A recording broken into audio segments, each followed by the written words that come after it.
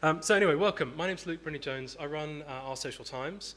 We're a peculiar hybrid type company. So we run events and courses and seminars, and we do regular webinars. But we also have clients.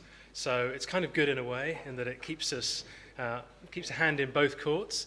Kind of crazy in other ways, because events take your lives away briefly for a couple of days. Fascinating topic today. If any of you have been in social media for longer than a year or two, you will know that this has been rumbling on, social media measurement and monitoring, from day one. The very first day that somebody decided to engage on Facebook or send a tweet, their boss said, "But why?" And that question has been rumbling away since then. So we did this event, first of all, in 2009, with a focus on monitoring. But since then, I think the market's moved on, the industry's moved on, knowledge has moved on. And so measurement is becoming much, much more part of our day of lives, of our day. So just to kick off, these are a couple of slides that I showed yesterday in the workshop. We had a fascinating workshop with about 20 or so people, most of whom are here today.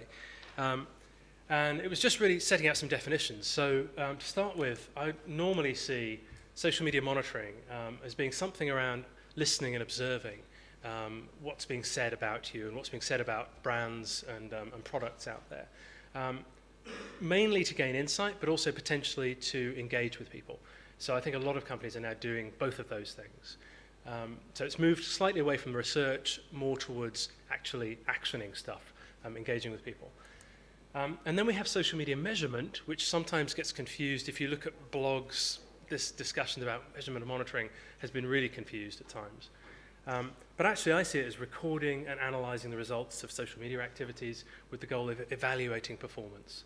And fundamentally that's what we're here for today, I think, is looking at evaluating what we're doing as well. So there's some crossover between the two there, and in fact your monitoring can inform your measurement as well. So they go side by side, which is why they're both on the agenda today. Interesting though, with measurement, there are specific challenges, and hopefully we'll address some of those today. One being, you may have seen this Loom Escape infographic that was out there. It's one of the few useful infographics you'll find, which actually segments social media platforms into different types. So we've actually found this quite useful. If you're trying to make sense of the landscape, it's useful. But it does illustrate as well that there are so many platforms out there, and they all have different metrics that they're feeding out. They all have different ways of telling you what your reach is, what your engagement is, and it clouds the water if you're trying to measure the results. So that's one of the big challenges that we have to deal with. We also have the old sort of thing about vanity statistics. Typically, a boss will come in and say, "I want more followers, I want more fans." I treat those as vanity statistics. It's worse on Facebook than it is on Twitter, because at least your Twitter followers will see your tweets potentially, whereas on Facebook they edge rank a lot of it out. They're also hard to find statistics. So often when I'm sitting down with clients and they say, "Can we find out this?" I say, "Oh, I'm sure we can." And then I look at the different measurement platforms, even the good ones out there, and they miss some of the core things you really, really want to know. Or like Facebook, they hide them away. Tuck them away into a spreadsheet that you have to look through and find. So that's a big challenge, finding the data as well. Tracking and attributing sales. It used to be relatively easy. That's now become much more complex. You have this washing machine of mentions and activities that blur any linear connection between an interaction and a sale. I know Katie Howe is going to be talking a bit more about that later, so I won't steal your thunder. And then there are the definitions of terms. So there's still arguments going on about really what is reach. What does it really mean? And hopefully Katie Payne is going to discuss. Everybody's called Katie today, by the way. That's the rule. Katie Payne's going to go through that one. What is engagement? Again, is somebody mentioning you on Twitter engagement? Maybe not. Is somebody replying or retweeting engagement? Possibly yes. It's a shady area. And ultimately, how do you tie these things to business goals? So you may be being measured if you have an enlightened boss who says, no, let's tie everything into what we're really trying to achieve with the business.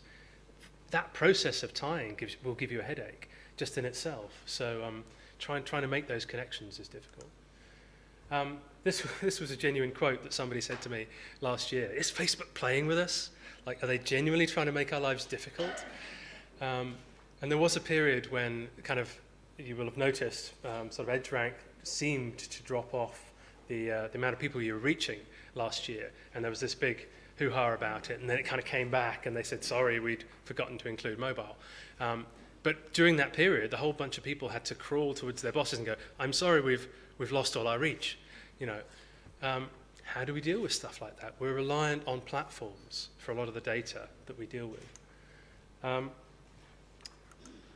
And oops, I'm going through somebody else's slides now. Anyway, so those are the primary issues. I think the last one I had on here was how do you explain this to your boss? You know, how do you get the senior people with decision-making powers to actually buy into this and understand each one of these challenges, and how you can't just give them an ROI figure that will, you know, read away all that work that you've done.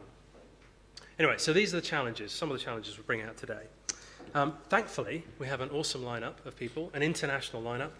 So we have a number of people from the US who've come especially for this. We have Lutz Finger, who's come from Germany. I'm not sure he's here yet, but he is one of the smartest individuals you'll meet on this topic. And we have some homegrown talent as well. So we are live streaming today, so no streaking. I always say that. Nobody ever streaks, but one day they will. So we will have to sort of switch in and out of things and make sure we stick on time for the live streamers. We have a Twitter back channel, so feel free to tweet. It is moderated. We only did that last year because the spammers got us. And we also have 2 books to give away, which we're going to tie into Twitter. So these are Katie's books.